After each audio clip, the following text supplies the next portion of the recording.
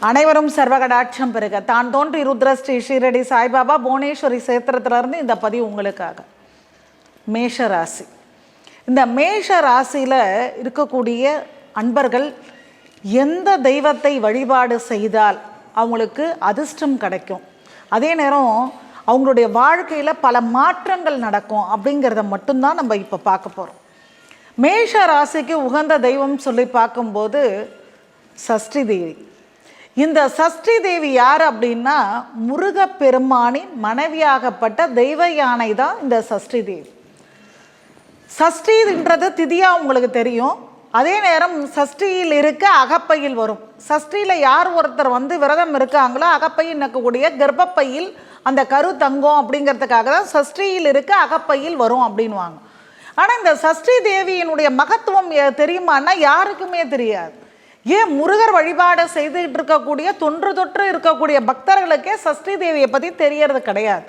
இது எங்கள் குருமார்கள் எங்களுக்கு சொல்லி தந்த ஒரு முறைகள்ன்றதுனால எல்லோரும் பயனடையணும், எல்லாருக்கும் எல்லாமும் தெரியணும் அப்படிங்கிறதுனால தான் இதை பற்றி நாங்கள் சொல்கிறோம்.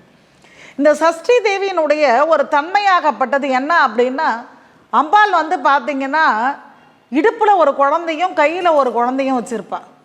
ரெண்டாவது பார்த்தீங்க அப்படின்னா பூனையை வாகனமாக கொண்டிருப்பாள். வேற எங்கேயுமே எந்த தெய்வத்துக்கும் இந்த மாதிரி ஒரு தன்மை கிடையாது. இந்த சஷ்டி தேவியினுடைய வழிபாடு மேஷ ராசி அன்பர்களுக்கு அற்புதமாக அள்ளி கொடுக்கக்கூடிய வழிபாடு. ஒவ்வொரு சஷ்டி, அந்த ஒவ்வொரு சஷ்டிலையும் நீங்கள் செய்யக்கூடிய ஒரு விஷயம் இந்த சஷ்டி தேவியினுடைய படம். இந்த படம் நீங்கள் தேடி பாருங்கள், உங்களுக்கு கிடைக்குதான்னா. இல்லை அப்படின்னா எங்கள் ஆலயத்தினுடைய அலைபேசி நம்பரை தொடர்பு கொள்ளுங்கள், நாங்கள் அதுக்கு உண்டான வழிமுறைகளை நாங்கள் பார்க்குறோம். இந்த சஷ்டி தேவியனுடைய வழிபாடு மறைந்து விட்ட ஒரு வழிபாடாக இருக்கிறதுனால இது பெருசாக யாருக்குமே அதனுடைய புகைப்படம் எப்படி இருக்குன்னு கூட தெரியறது இல்லை. தேடினீங்கன்னா உங்களுக்கு கிடைக்க வாய்ப்பு இருக்குது.